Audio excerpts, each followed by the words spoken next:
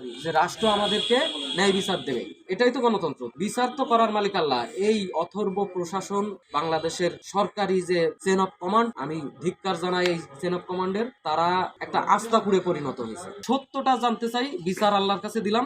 আপু, সর্বশেষ চাচার সাথে যে কথা হয়েছে যে হ্যাঁ আমার দ্রুত জামিন করার ব্যবস্থা করো, আমার ভিতরে সমস্যা হচ্ছে, আমার ভিতরে শত্রু আছে, মানে সে আতঙ্কিত, এই বিষয়টাই বোঝাইছে। তো কিন্তু বাস্তবিক দৃশ্যপট তো ভিন্ন কথা বলে। এটা আত্মহত্যা হতে পারে না, এটা কখনোই আত্মহত্যা হতে পারে না। এখানে অসামঞ্জস্যপূর্ণ কথাবার্তা, সন্দেহজনক আচরণ, জেল কর্তৃপক্ষের অসামঞ্জস্যপূর্ণ বক্তব্য। তারা ঘটনাস্থল যেটা দেখাইছে, সেই ঘটনাস্থলে আসার জন্য একটা রাস্তা আছে, সেই রাস্তায় সিসি ক্যামেরা আছে, এবং ওইখান থেকে চেকপোস্টের নিরাপত্তা প্রহরী বা নিরাপত্তা দায়িত্বে যে জেল পুলিশ থাকে, সেই পুলিশের দাঁড়ানোর জায়গাটা এভারেজে আপনার 20 ফিট হবে। তো 20 ফিট দূরে একটা মানুষ একটা ঘরে গেল, এর কোনো ফুটেজ নাই। দ্বিতীয়ত, সে এই ঘরে গিয়েছে দরজা ভেঙে, অর্থাৎ তালা দেয়া ছিল। যদি তালা দেয়া না থাকতো তাহলে সে খুলে ঢুকবে, অবশ্যই তালা দেয়া ছিল। এবং দরজা ভেঙেছে কতটুকু, যেই জায়গাটুকু ভাঙার ছবি আমাদেরকে জেলার সাহেব আবিদ সাহেব দেখাইছেন, সেই জায়গাটুকু দিয়ে আমার বাবার সাইজের মানুষ তো ঢুকতেই পারবে না, তাহলে সে ঢুকলো কিভাবে?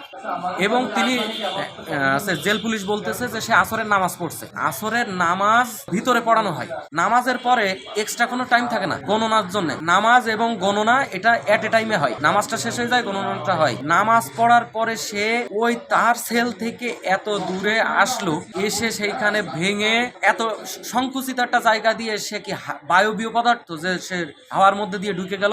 এবং আমাদেরকে গত রাত্রে লাশ দেখতে দেওয়া হয়নি। লাশের ঘাড়ের যে অবস্থা, তা কখনোই এক রাতের বা এই সময়ের ডিপনেস বা এই অবস্থা বলে না। এরকম হয়েছে যে এই আমার বাবাকে জেলের মধ্যেই হত্যা করেছে জেলের কোনো কয়েদি। করার পরে জেল কর্তৃপক্ষ এইটা ধামাচাপা দেওয়ার জন্য, তাদের চেয়ার বাঁচানোর জন্য, তাদের উপর থেকে চাপ সরানোর জন্য তারা আর কি এই নির্ভুল একটি নাটক সাজিয়েছে। যে নাটকটা আসলে আমরা জবাবদিহিতা বা এই প্রশ্ন নেওয়ার মতো সিচুয়েশন তো আমাদের দেশ নাই, আমাদের দেশে এরকম নাই যে আমরা তাদের কাছ থেকে যথার্থ উত্তরটা জানতে পারবো।